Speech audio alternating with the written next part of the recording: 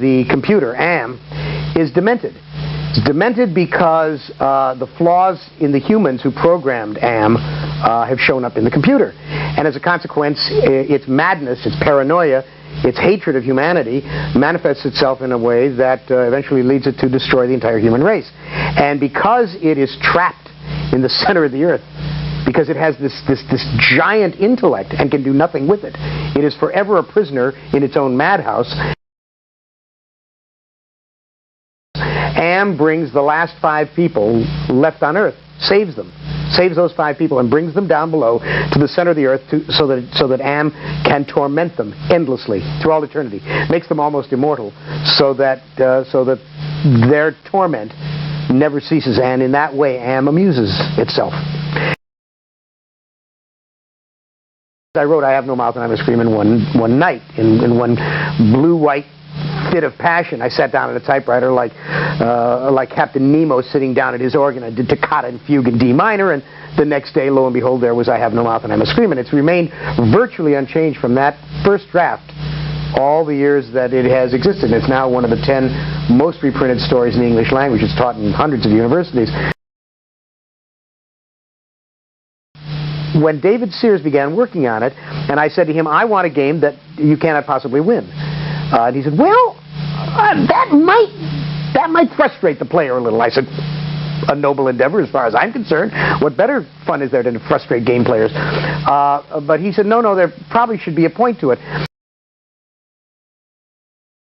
The game is very different from the story in that we explore the backstory of all 5 of these characters. That's one of the major differences. I originally said that what I want the game to be is not a shoot-'em-up, an arcade kind of thing. What I wanted was a game that taught ethics. That if in fact you could not win this game, at least you could lose better. The more ethically you played, the better choices you made as a human being, the better you could wind up. As it turns out, there is a different ending now. The game has evolved. I wrote the initial dialogue, I wrote the initial scenes, I conceived of many of the smaller things. The word game, bothers me. Games. Games are what you use to while away your time. Games are what divert you from the important things in life. I put things in everything I do that are intended to rattle the cage, stir the soup. People say, well, you only write to shock. Duh. Yeah, okay. I mean, that is a noble endeavor, to shock. I mean, there are already enough people in the world who will put you to sleep with their assurances. No, don't worry about it. Don't worry about skinheads. Don't worry about fascism. Don't worry about the Ku Klux Klan. Don't worry about the far right. None of these things really matter. Everything is fine. That is not the way the world runs. I use the trope of the Holocaust frequently in my work. And when someone says, well, it's going to trivialize it because it's in a game, nothing can trivialize the Holocaust. I don't care whether you mention it in a comic book, on bubblegum wrappers, in computer games, or write it in graffiti on the wall. Never forget. Never forget. And putting it in this game is intended to annoy people, to shock people, to upset people. I'm a visitor in this medium. I don't for a moment pretend to be a gaming person. The extent of my gaming experience is that coming back from England, I played Jurassic Park for 3 wasted hours on a plane, on a TV set about this big. And at the end of 3 hours, I said, how can people spend years doing this? It is an utter and absolute stupid waste of time. Well, stupid because somebody asked me to do it, Basically, it seemed like a good idea at the time. That and yo mama, put it away. I don't think about these things more than that. One game is all I'm ever going to do. I mean, I'm making this announcement right now, and I know the people at Cybergears are going to love to hear this because they wanted to do a sequel to this. There will be no sequel as far as I'm concerned. There may be something in the contract that I don't know about that they can go for, but as far as I know, this is the game. There's a lot of my dialogue in it. I mean, you'll hear my voice Well, as a matter of fact, you'll hear my voice as the voice of Am, the demented computer.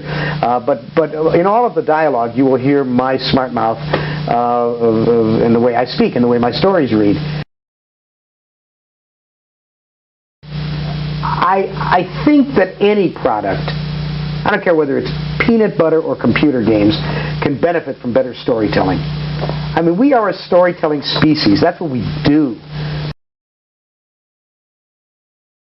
There was a game I looked at called Wolfenstein. I probably shouldn't be bad-mouthing another game, but I looked at this and I found it certifiably demented. I mean, here is this thing where, you know, people get large holes blown in them as they run around through catacombs, Nazis. And I thought, well, probably this was not the end result of us getting the opposable thumb. I think people should use the level of technology that best suits the job. Form follows function. If a shovel is going to dig the hole best, then you don't need a backhoe. If a typewriter can do the job, or a quill pen, or a computer, use whatever does the job. For I use these two fingers. I taught myself to type, and I type 120 words a minute with two fingers. I seldom make mistakes. I put foot-pounds of energy. When I hit the computer, the damn thing doesn't spring back, and so I make nothing but typos. I like to look at a manuscript. I like to look at the shape of an 8.5 by 11 page. It has meaning for me. It has vibrancy. It has life. And my energy is in every one of those keys. Every image that is struck on that page came from me hitting it like that. It is my foot-pounds of energy. My contact with my reader is closer in that way. How the hell do I know? I'm not I told you I'm not a computer guy. I designed the story. I did the dialogue. I invent all the stuff that's going to get Cyber Dreams in trouble. But I have no idea.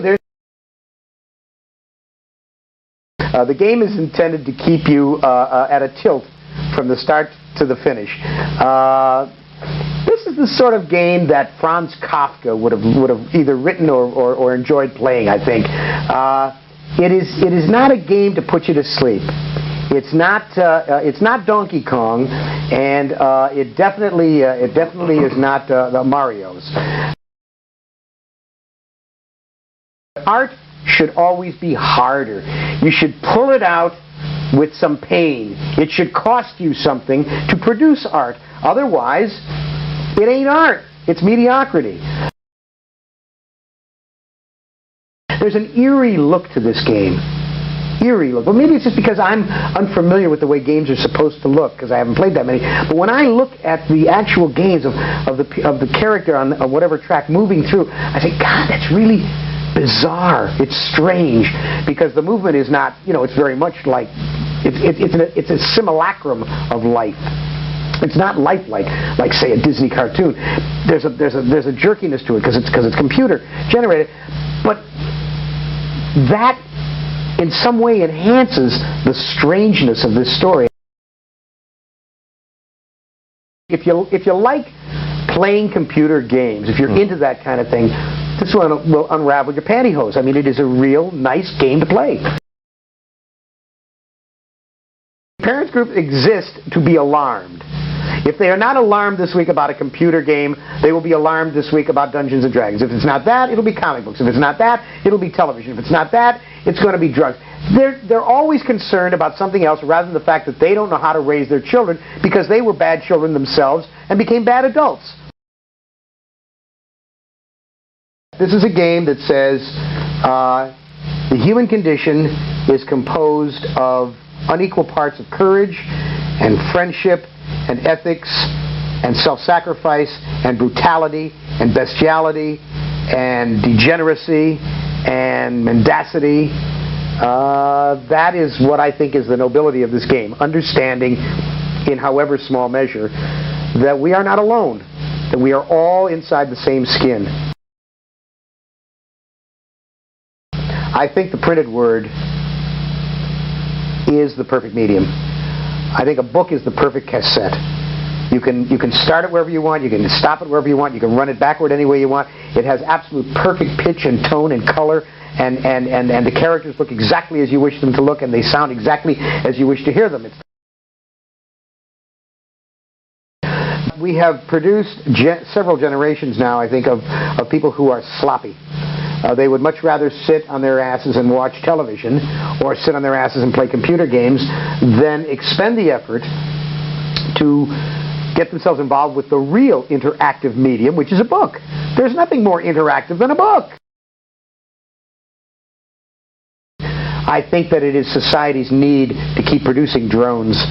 Big business, multinationals, they need to have consumers. And that is what we are raised to be. From the moment we leave the womb, we are raised to be consumers of products. Whether it's 27 Spider-Man comics a month when the world only really needs one, or it's a new car every year, or it's, raspberry-flavored tampons, whatever it is, we are trained to buy. Ellen is she's I guess she's a technician now, or she worked in an engineering firm. She's a black woman who has some strange and troubling things in her past, because in the game she is often immobilized by her own hysteria, and she doesn't know where it comes from, and her self-discovery of where it comes from is very important to proceeding in her track. Benny has been altered by Am physically, so that Benny is now almost, half man, half beast. He is completely a product of emotion now and passions. He's sort of an idiot savant, and he's one of Am's favorite toys, which is not a good thing to be, because Am is mad as a computer god could ever be. He's the assistant to the butcher Mengele, and he is a man who has allowed to happen or has personally performed some of the most hideous acts that a human being can perform. And is there salvation for him within the confines of this game? Well, that's an interesting question too that the game will answer. And Ted is, Ted is, I suppose, Robert Redford turned into a paranoid. I don't know how to introduce Gorrister. Gorrister is, I don't want to tell you anything about Gorrister. I love it when people say, he's innocent until proven guilty. No, fool. That's in front of the bar of law. He's innocent until proven guilty in front of the bar of law. But in the real world, if one looks and says, I don't know, quacks like a duck, waddles like a duck, sheds water like a duck, he's probably a duck. Only a fool would say, Furman planted a glove. The reason that they make cheese in Wisconsin is that in the early, the early times when settlers landed there, they played out the wheat fields. They didn't know anything about crop rotation. So after a while, the wheat fields died. So they planted them in grasslands. And when the Swiss and the Scandinavians came over and they settled there, they liked it just fine because they liked tending cows. So they turned the cows out onto the grasslands, and that's why we have cheese in Wisconsin.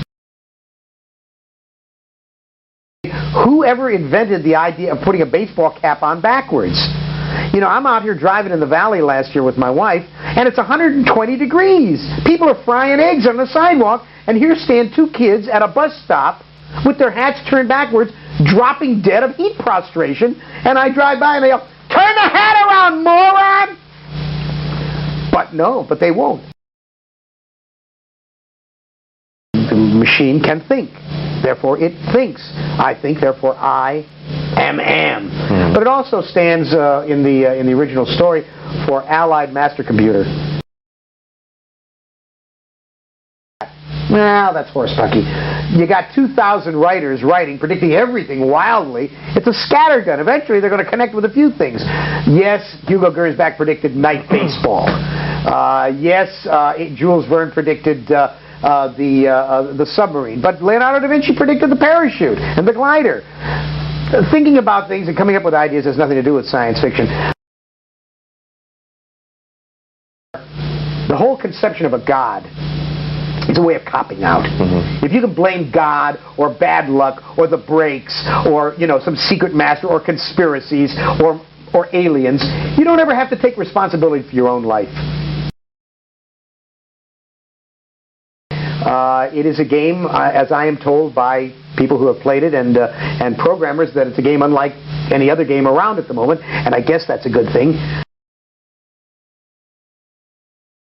It would be my delight if this game set a trend and all of the arcade bang-bang games that turn kids into pistol-packing papas and mamas were subsumed into games like this, in which ethical considerations and using your brain and unraveling puzzles became the modus operandi. It would be my pleasure if that was it. I don't think it'll happen. I think you like being diverted too much.